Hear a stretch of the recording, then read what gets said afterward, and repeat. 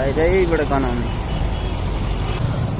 किन बुढो पेटको लागि गर्नै पर्यो भन्नेमा बित्तिकै पहाडको मान्छेलाई चाहिँ रिक्सा अटो टटोको एउटा हुन्छ नि एउटा फिलिङ भइहाल्छ हो। तर यसैले गर्दा चाहिँ हाम्रो सिलगढीहरू चाहिँ आजभन्दा झन्डै अब 30 साल 40 साल अगाडि चाहिँ यो रिक्साले नै थामेको थियो।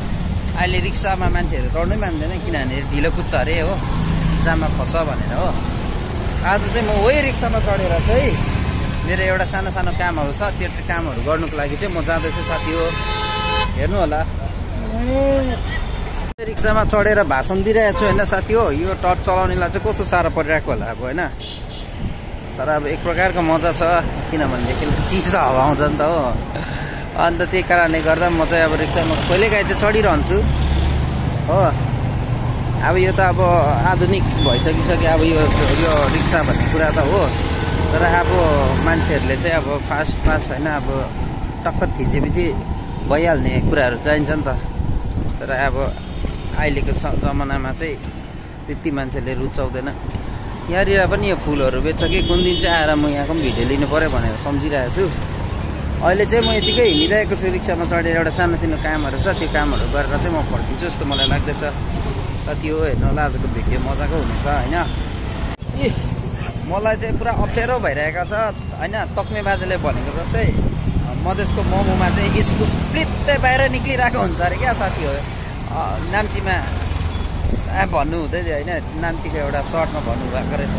त्यस्तै भइरहेको छ मेरो पनि अब पुरा अप्ठ्यारो भइरहेको छ क्या। रिक्साबाट बाहिरै निक्लिएको जत्तिकै भइरहेको छ। के गर्नु, दुःख सुख गरेर एकछिनको लागि भए पनि चढ्नु त पर्यो। यहाँ रिक्सा चलाउन निक्लिएको आयो हो।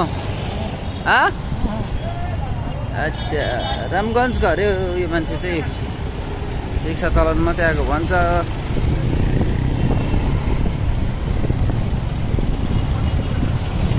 मान्छेहरू होइन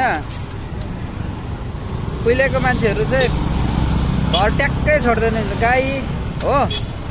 अलिअलि के जाति भए भयो, घरमा दैलै हुँदैन थियो हो। अहिले त मान्छेहरू अब आफ्नो घर बनाउनुको लागि घर छोडेर कहाँ टाढा जानुपर्छ। उहिलेको मान्छेको घरमा दैलै हुँदैन थियो, टोइलेटमा पनि दैलै हुँदैन थियो होइन। र पनि उनीहरूको जीविका चलिरहेको थियो। अहिलेको यो युग चाहिँ कस्तो होला साथी होइन। हरेक मान्छेले चाहिँ काम घर बनाउनुको लागि चाहिँ आफ्नो घर चाहिँ छोड्नुपर्छ। 60 वर्ष बाँच्नुपर्छ कि पर्दैन, 40 वर्ष बाहिर बस्नुपर्छ घर हो। यस्तै छ अहिलेको संसार, ठिक उल्टा भएको छ अहिले चाहिँ। एकदम दामी दामी कुराहरू चाहिन्छ मान्छेहरूलाई। अन्त त्यो कारणले गर्दाखेरि चाहिँ यसरी घर छोडेर बाहिर निक्लिएर काम गर्दा चाहिँ अब दुःख लाग्छ मलाई पनि।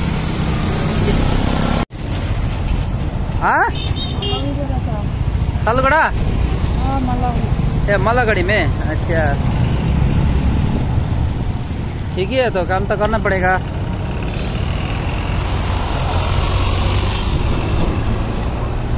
कस्तो पर्फ्युम लाग्यो यो केटीहरूले त।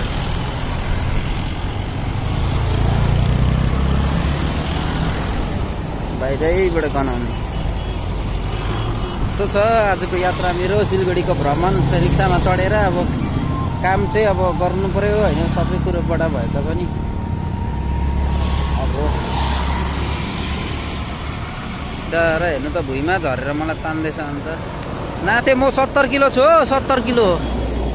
अच्छा तो मैं तो 70 किलो हूँ, ज्यादा नहीं हो। तो रोटी नहीं खाया क्या सुबह? म हिँड्नु पर्यो। अच्छा रोजा है इसीलिए, कोई बात नहीं। चलिए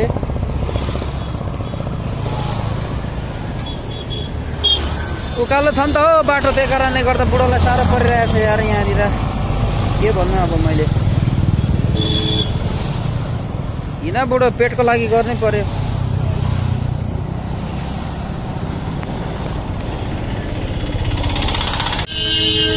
सो गाइस होइन मेरो चाहिँ यो एउटा स्ट्रिङ कभर किन्नु पर्ने थियो होइन दोकानमा गएर। त्यही कारणले गर्दा फेरि किनेर आएको नि। अन्त अब के भन्छ मेरो अलिक बिग्रेको छ, त्यही कारणले गर्दाखेरि किनकान पारेर आएको हो। हजुरहरूलाई कस्तो लाग्दैछ मेरो भिडियो? आज रिक्साको मात्रै भिडियो, आज रिक्साको मनोरञ्जन मेरो लागि। रिक्सालाई चाहिँ अगाडि पछाडि गर्दा पनि हुन्छ हो। सिलगढीमा चाहिँ अब बाइकमा भिन्दै मजा हुन्छ, गाडीमा भिन्दै मजा हुन्छ होइन, अटोमा टोटोमा भिन्दै मजा हुन्छ होइन, रिक्सामा चढेको त झन् ओभरै अर्कै मजा हुन्छ नि साथीभाइ हो होइन। त्यही कारणले मेरो हरेक भिडियोहरूमा कहिलेकाहीँ ट्राभल गर्दाखेरि म ढिलै होस् तर रिक्सा पक्रेर हिँडिरहेको हुन्छु, किनभने रिक्साबाट चाहिँ अब मजा पनि आउँछ, हल्का हिँडेर हल्का हावा खाँदै यताउता रमिताहरू हेर्दै हिँड्नु पाउँछ नि त। त्यही कारणले गर्दाखेरि चाहिँ म चाहिँ प्रायः रिक्सा नै पक्रिरहेको हुन्छु। आज पनि अब रिक्सै पक्रेर हिँडिरहेको छु हो। यस्तो छ साथी हो आजको मेरो भिडियोको मेलो चाहिँ होइन। म त अब के भन्नु अब तपाईँहरूलाई, त्यस्तै हो। सिलगढी डल्लै घुमेर रिक्सामा आइसकेँ हो। अब चाहिँ घर फर्किन आँटेको। हजुरहरूलाई आजको भिडियो कस्तो लाग्दैछ हो भनिदिनु होला प्लिज काइन्डली।